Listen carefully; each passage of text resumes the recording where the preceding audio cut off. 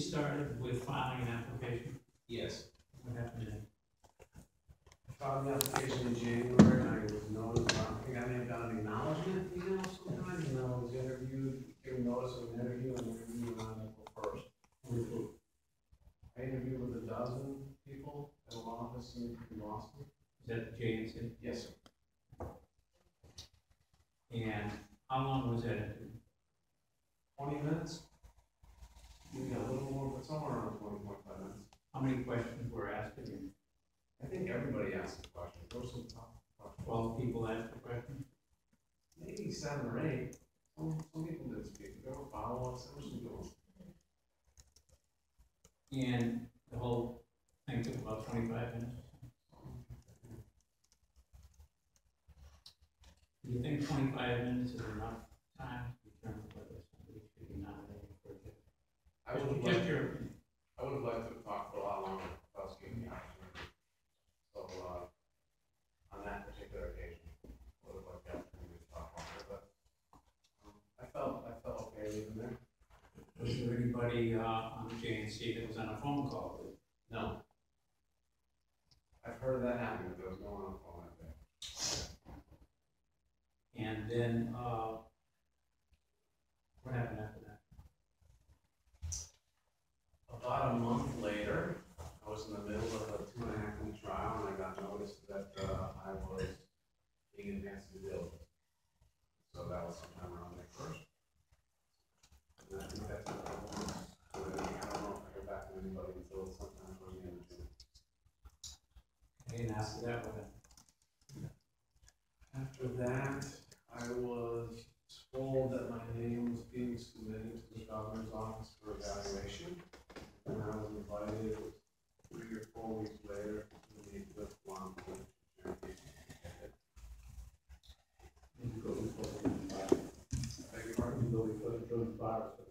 At some point in time, I know my name was considered by the joint bar. I didn't have any involvement in that process. I heard that that was happening. You know what they submitted to the governor? I do not know what they submitted to the governor. So what did you do in preparation for your hearing? I listened to some tapes online, some hearings.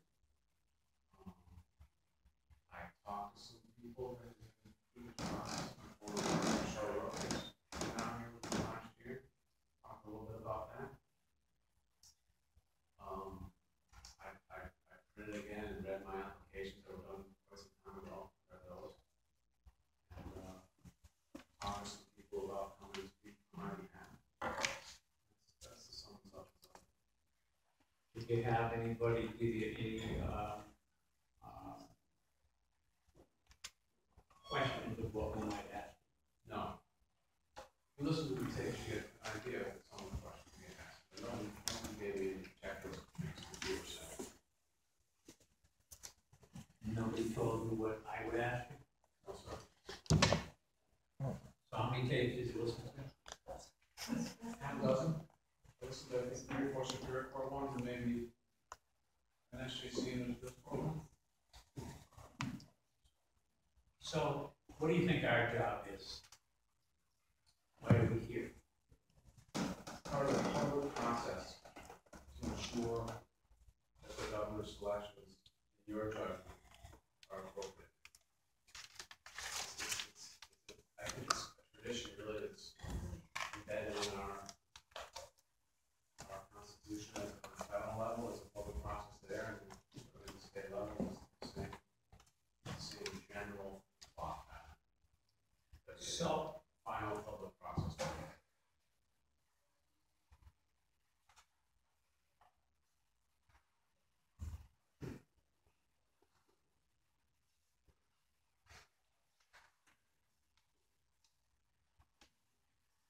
So the governor nominates somebody to a position in judicial position. Yes. And what do you take that to be? Governor's recommendation to you. And we have to confirm it.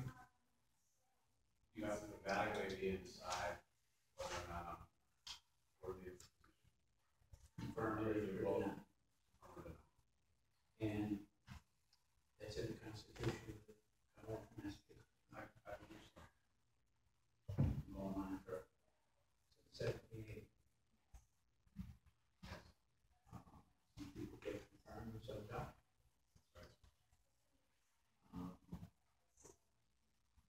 person,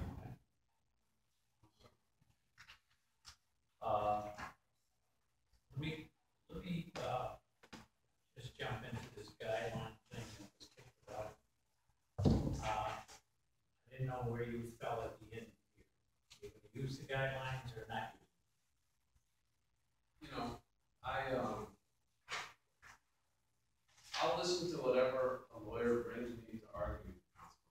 If the counsel wants to argue the guidelines, I'll certainly listen to the guidelines. What I intended to convey is that I would not consider myself bound in any way by those particular guidelines. So you're sitting on the bench, and I'm doing a sentencing with you, and I come in and I give you a study or a recommendation by a committee that we're finding too many people guilty. Give that, consider that.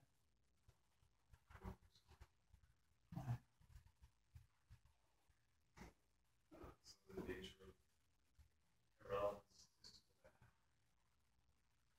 for a particular individual's sentencing to reliance on the study of too many convictions, it seems to be not appropriate. Okay, so I'll make up a figure that I don't know the exact guideline number. But let's say a rape case before you, and the guidelines say right, 10 years. You look at that. DA says, I want 10 years more, the guidelines. When you look at the guidelines, how do you know, or do you know, how this group of whoever they were came up with this 10 years for that crime? I'm just picking a crime, any crime. How do you know how they decided? I have no way. Well, then doesn't that make it irrelevant to you? I think, you know, that the only way that the guidelines can provide some help, at least to consider them, is the desire to have some type of uniformity in general, top to bottom, in terms of the various things given out. So that a particular identical crime is not treated wildly differently in Suffolk County than it might be in Franklin County. There could be some value just in having that available, so that there's not two people sitting in the same prison, same time, serving wildly different sentences. Do you believe one sentence fits everything? Certainly not. And it would be unusual to find somebody sitting in the House of Correction, the state prison from Greenfield, that got one sentence because of certain things in their past or the nature of the crime, as opposed to somebody charged with the same crime in Middlesex County, and they're sitting in state prison with a different sentence. That's certainly true. My own hypothetical presuppose or presume identical circumstances, rhetorical sake.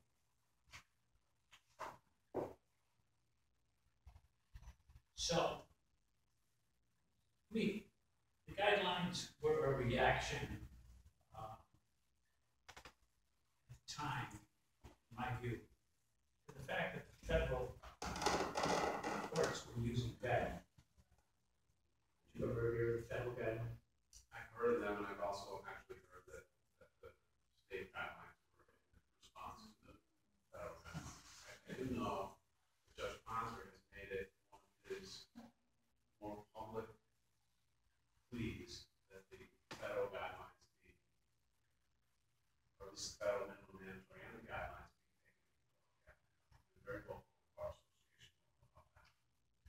So, you didn't do much practice in the federal court with regard to criminal cases. That's fair to say. You must have heard some of the talk with defense lawyers about the sentences before they were discretionary, Yes, about the unfair sentences that went on in those buildings. yes, particularly drug offenses. I've heard many stories about that. Sometimes the first offender on possession of some marijuana would end up with 15 or 20 years. Sometimes the third offense will result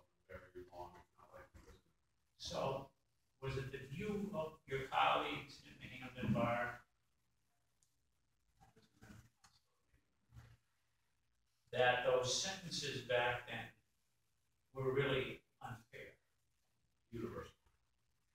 I think even, as I mentioned, Judge Ponser feels the same. So if they're unfair, and this state of Massachusetts had the guidelines because of that, why would we ever want to touch those? All I can answer is the reason that I gave that particular uniformity concept. Okay, but I do agree. It's a general proposition. I think we agree that each case should be looked at on its own merits. The judge hearing the defense counsel provide development, background information, or other information to inform a reasonable sentence. so before the guidelines in Massachusetts, Father probably knows better than me. Was there ever a case you ever heard of that a Superior Court judge on sentencing said, I can't sentence this fella, I don't have any guidelines? I'll agree with you. Father probably knows better than me. And I also. So my point is, I did you don't- ever hear of a judge I have not. not sentencing somebody because they didn't have the guidelines? That would be absurd. I've never heard that. Okay. In fact, from 1859, when the Superior Court came into being, until the guidelines, I never heard of any judge having a problem sentencing somebody. You? I've not heard a story like that either. So those judges, you think, were smarter than all the judges we have today? They had some gifts that the judges today don't have. Let me, ever hear of Judge Harrington in federal court? Yes. You ever voted on? I've never been before. Well,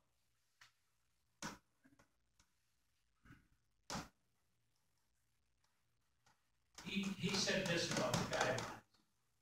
He refused to sentence anybody on the federal guidelines. Pretty courageous move.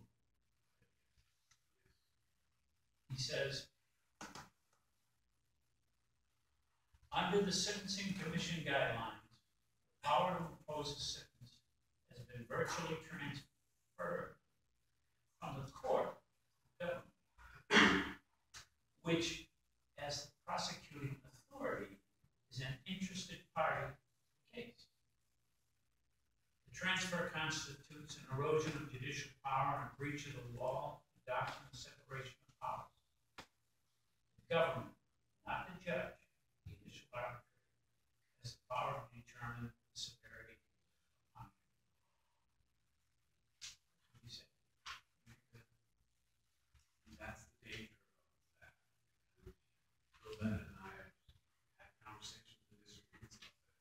He's in favor, and I've indicated that I think it puts too much discretion in the hands of the prosecutors to actually put too much discretion in the hands of the prosecutors. He said,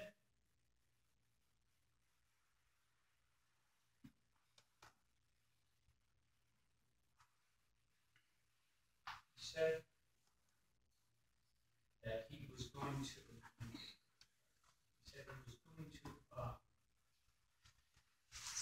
use what in effect had been used since we started. The court shall handle the sentencing as courts handle sentencing before the guidelines, by making a full examination of an individual defendant's personal character, family responsibilities, medical and mental condition, criminal record, particular circumstances surrounding the crime, and imposing an appropriate sentence within the broad range set by Congress. After deep reflection, informed by his experience in life and in the law.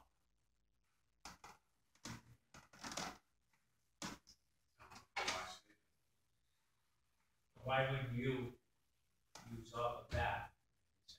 I think I would. I don't think that my statement disagrees with what Judge Aaron said. Guidelines can be made available. In the end, any judge needs to use discretion, life experience, observations, and all the factors Judge Aaron mentioned in order to arrive at an appropriate sentence.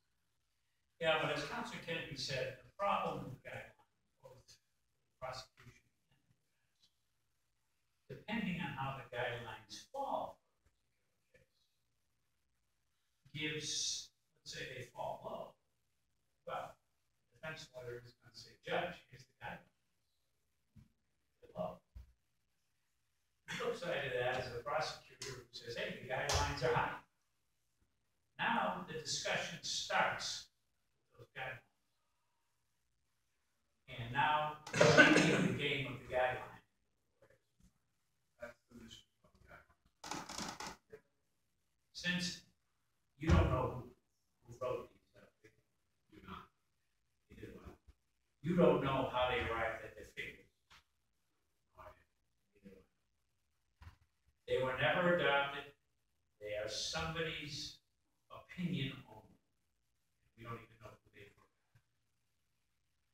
So I would recommend that when they brought up in court, if they haven't been adopted. Tell me about the client. Prosecutor, tell me why you want this.